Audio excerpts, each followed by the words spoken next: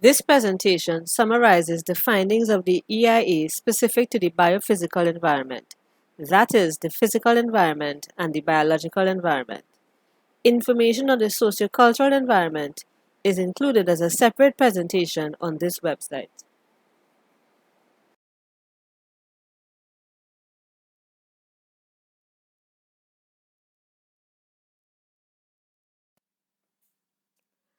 The first public meeting was held on September 16, 2016. These next two slides reminds us of some questions that were asked at that meeting, as well as provides answers to these questions. Question 1. To what extent would the studies conducted be influenced by the existing Kusals quarry? Firstly, studies to describe the existing environment, such as air, water quality, or noise, would be representative of conditions including the existing quarry. Additionally, cumulative impacts or impacts of the proposed project added to existing and other proposed projects are addressed in the EIE. Question 2. This question asks what specifically would be done taking into account the experience of the community with the Kusals quarry. The aim is to take a lessons learned approach, meaning that mistakes made in the past will not be repeated. This means that BDQL will be better prepared.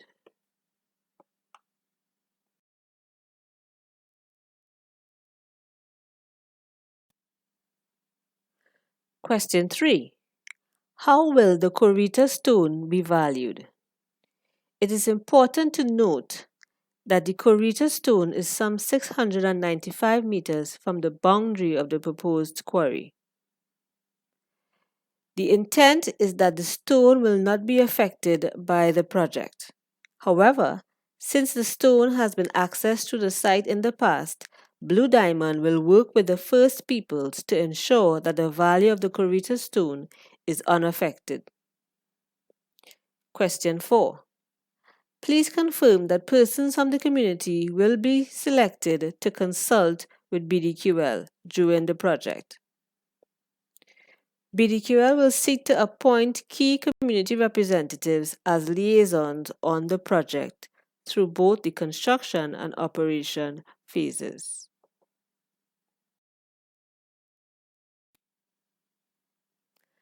This slide shows the basic contents of the EIE, which are informed by the terms of reference provided by the EME, starting with the legal framework or the laws, policies, standards, and guidelines that the project would have to adhere to during construction and operation. Next, we describe the project, what is proposed, what activities will be included. Then we describe what is present in the environment. This can be done either by use of historical data or a desktop study or through the collection of original data. Next is the analysis of impacts, where impacts are first identified by a review of literature, the EIA team's experience, and the EMA's terms of reference. Then impacts are assessed. For this EIA, these impacts were generally assessed qualitatively. Next, a classification method was used to assess the significance of each adverse impact. This system is based on three criteria: extent, intensity, and duration. Extent describes the geographical area likely to be impacted by the project. Intensity describes the degree of change which may result from the potential impact. And finally, duration considers the length of time that the potential impact is expected to last. Based on this, pre and post mitigation impacts were classified as low, moderate, high, or extreme. Alternatives to the preferred option were also addressed in the EIE. This includes agriculture and the no action alternative, or the alternative where the site will continue to be covered by mixed forest tree species. As with all EIAs, there was a stakeholder engagement strategy, which is described in the EIE. Finally, the Environmental Management Plan, or EMP, is the actionable part of the EIE. So, what are the steps in preparing the EMP? Impacts were identified and assessed as described previously. Measures were then recommended to reduce or, if possible, eliminate these impacts. The person responsible for implementing these measures is identified. The EMP also states when in the project phasing these measures must be implemented, whether prior to construction, during construction, or during operation. The need for specialized equipment, materials, or training for personnel is also identified and stated in the EMP. The EMP also includes a monitoring plan.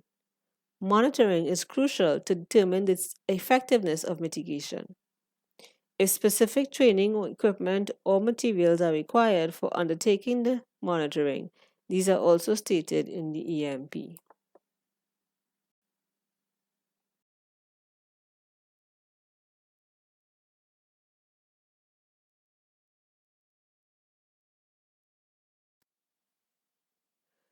These next two slides provide a summary of the impact of on-site erosion during both the construction and operation phases. On-site erosion arises as a result of clearing of vegetation to facilitate the construction of site offices and other buildings, improvement of the access road, and construction of internal roads. Measures available to reduce this impact during the construction phase include the development of an erosion and sediment management plan, with measures such as scheduling major earthworks for the dry season, maintaining vegetative cover as far as practical, and using special construction techniques on steep slopes and erodible soils. During operation, measures to reduce the impact related to on-site erosion include maintaining natural vegetation on all areas not being quarried.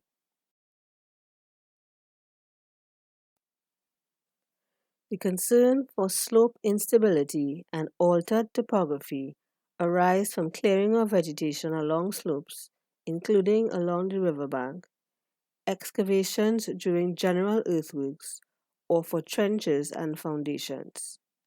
Landslip potential increases when slopes are cleared of vegetation, and if not adequately mitigated, such failure can be progressive. Unstable slopes can also result in siltation of the nearby watercourses. It is important to note that during site reconnaissance, no signs of slope instability or landslips were noted at the proposed quarry site. Measures to mitigate this impact during construction include ensuring that slopes are cut to a minimum angle based on recommendations of the geotechnical investigations. For example, ensuring that surface drains are sited in accordance with the drainage report and construct silt fences or diversion booms along the top of the riverbank to prevent loose dirt and debris from entering the watercourse.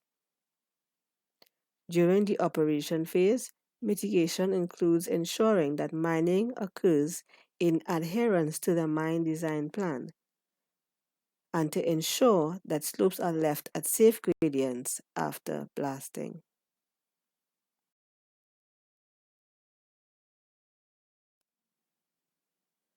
During construction, the flow in the existing drains and river may have to be controlled using dams to facilitate works.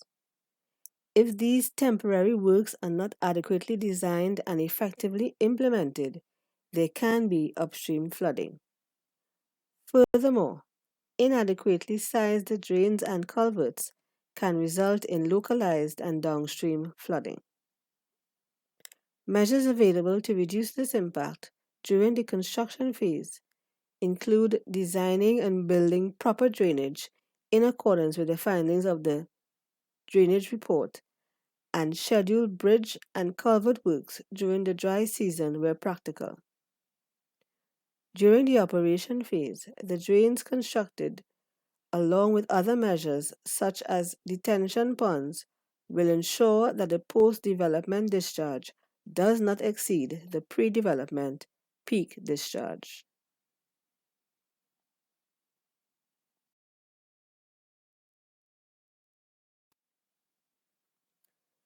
During the construction phase, water quality concerns relate to siltation or sedimentation, spills and leaks of hydrocarbons, improper sewage disposal, and spills and leaks of paints and solvents, etc. The site is drained by the Corita River, which was sampled in both the dry season and the wet season to determine the existing water quality. Parameters of concern include coliforms, both total and fecal, and biological oxygen demand. Measures to mitigate the anticipated impacts to water quality during the construction phase include those already recommended for on-site erosion, the development and implementation of a spill prevention control and countermeasure plan, prohibiting fueling or servicing of vehicles on site, designating a specific area away from watercourses for fueling and servicing of vehicles. In the event of a spill, contaminated soil must be collected and removed from the site to a suitable remediation facility. During operation, the detention ponds previously discussed will also assist in trapping silt from the discharge. Also, topsoil and overburden stockpiles should be confined to ensure that material does not migrate off-site during rainfall.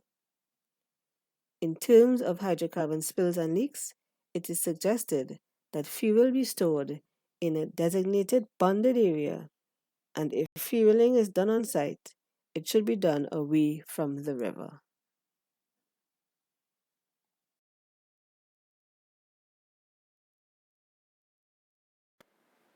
This slide provides additional mitigation measures to reduce the impact of hydrocarbon spills and leaks during the construction and operation phases.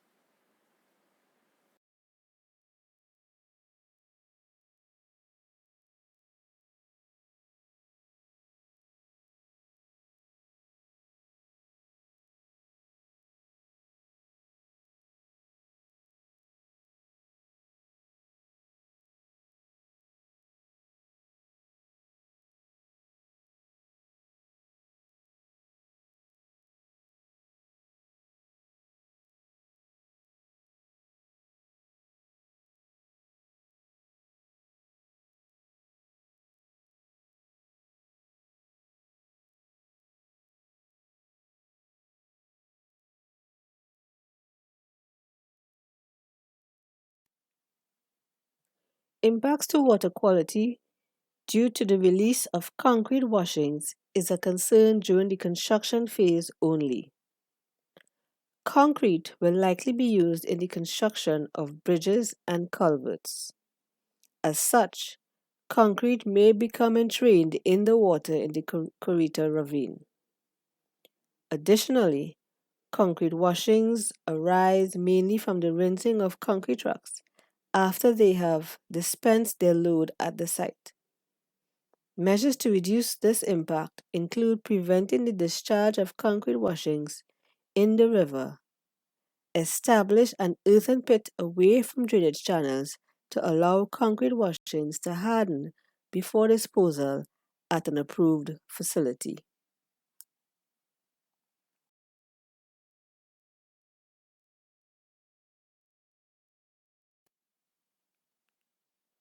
Contamination of groundwater may arise from release of hydrocarbons, paints, solvents, and fecal waste.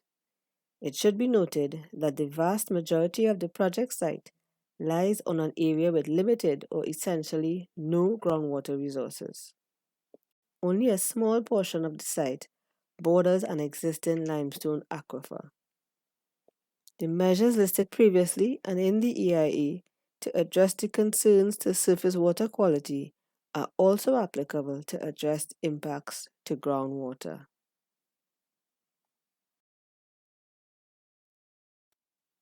This concern arises from untreated sewage entering adjacent watercourses. Untreated sewage contains bacteria and viruses that can endanger human health and harm aquatic organisms. Monitoring of water quality in the Corita Ravine indicated that coliforms, which are contained in sewage, were present at elevated concentrations. During construction, it is expected that portable toilets will be made available for workers. The wastes from these toilets must be regularly removed and disposed of at an approved site. Explosives are expected to be used during blasting to remove the limestone on the site. The use of explosives is one of the main sources of nitrogen emissions. Residual nitrogen post blasting can remain on shut rock or settle on surface soils. During rainfall, this residual nitrogen may become washed into receiving waterways. The release of such compounds is highly dependent on its solubility in water and may therefore pose a threat to groundwater and surface water. Measures available to mitigate against this during operation include the use of appropriate explosives, implementing proper handling techniques during transportation, and ensuring appropriate designs for blast to minimize explosive loss.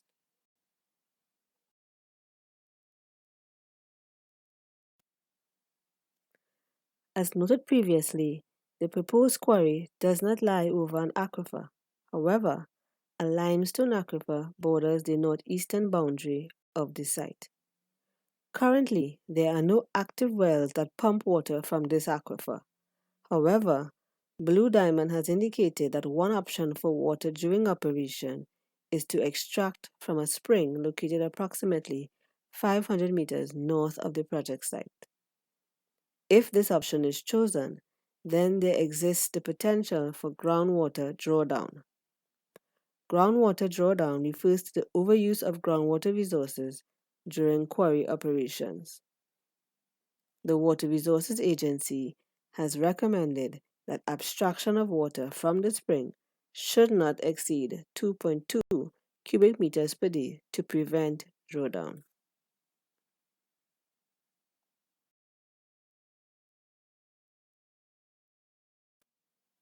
The potential sources of soil and sediment contamination are closely linked to the sources of water contamination.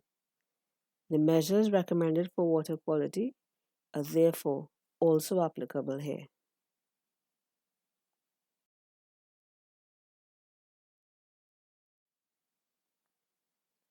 During construction, air quality concerns relate to dust from cleared areas, earthworks and transportation, exhaust emissions from vehicles, and asphalt and other fumes.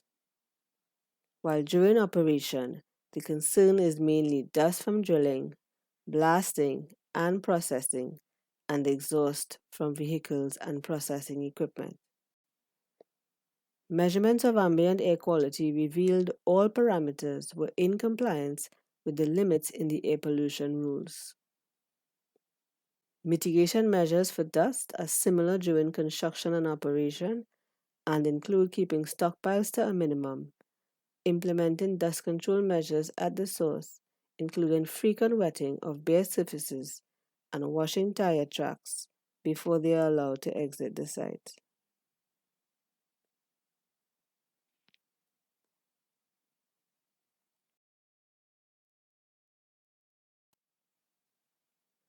During operation, blasting is a major source of air emissions.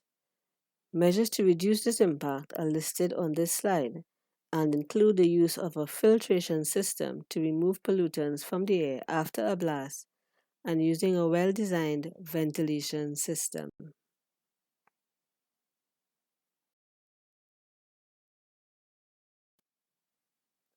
Exhaust emissions from vehicles and equipment are of concern during both the construction and operation phases.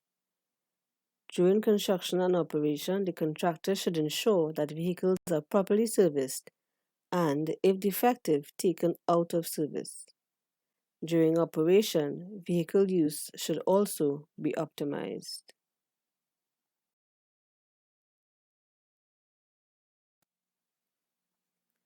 Noise will be emitted from heavy equipment such as bulldozers and excavators during clearing, grading, and excavation during construction. This noise may affect nearby residents and animals on the site and in adjacent areas. Measures to reduce noise emissions during both phases include scheduling activities to avoid creating a nuisance and proper inspection of equipment and vehicles. It is also crucial to inform residents of noise intense activities such as blasting during operation.